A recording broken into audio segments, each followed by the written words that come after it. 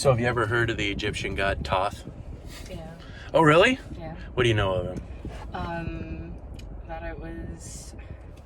I'm trying to remember specifically. It was like the god of knowledge. A god of knowledge. Close. Written language. So he goes to the people and says, or the priests, whatever, however my story works, and says, why don't you respect me more?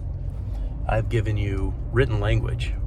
Well, the elders then say, why would we honor you because of that? Your written language has destroyed our history. It's destroyed our context. What do you think of that? So like you look at ancient cultures that don't have a written recorded history. The Norse comes to mind, early, and it's all verbal, hand down, person to person. You think that's better to have like a priest or priestess like providing context against some cold language that just doesn't provide any context? It's kind of a toss-up. There's like the benefits to both, one of them being that with with oral traditions, they're able to provide context and be flexible and change with the times.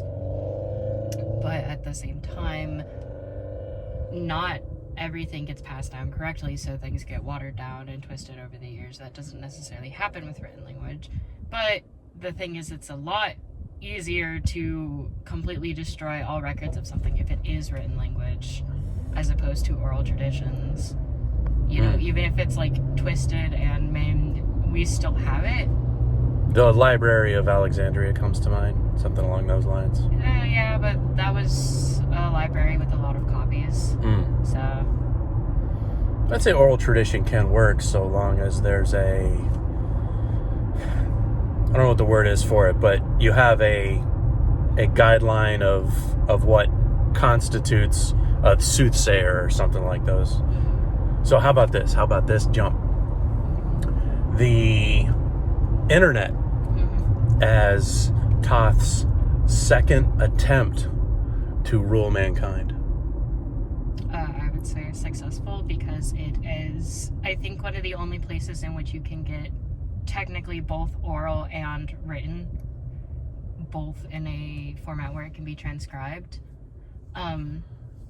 And definitely in a way that more so resembles how it used to be, just with how things pass along and mistellings and retellings and all of that.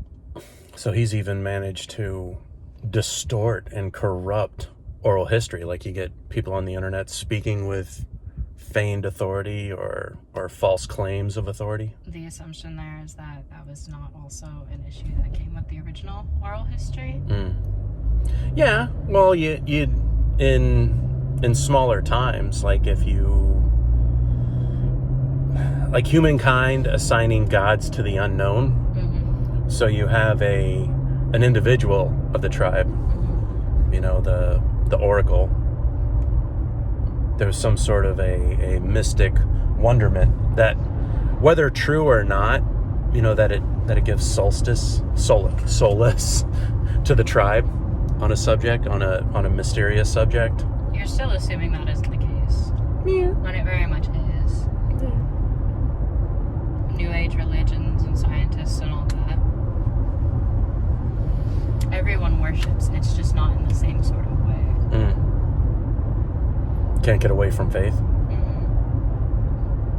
And it's often in ways that people don't necessarily recognize. Like, I've heard a lot of stories of people literally keeping like toys and pictures and all sorts of things by like machines, computers, whatever else have you, like technology, and being like, we have to leave it there or else it would become unhappy and not work well with us. I've been guilty of that. We are at the cusp of technology perhaps becoming unhappy with us, if it isn't unhappy already. I mean, you're personifying it. The thing is that it's just a machine in the same... It is essentially, in a way, like if you did the same for a hammer, which some people do. Like, that's just kind of how it is, if you ask me. And even more so, oftentimes, those traditions are not written down, or if they are written down, it's by somebody who has been passing them along orally for a very long time. Like, especially in, like, scientists in a lab. It's not, like, written anywhere that that's what they do. But they absolutely tell people who are new to the lab, hey, this is what we do, this is how you can fix a problem. And it's, like, very mystic in a sense. And on occasion, somebody will go, hey, I'll write that down and, like, tell it to other people in that way. And then, just like I am now, other people will pass along that story orally. And there's a chance it could end up becoming written down again.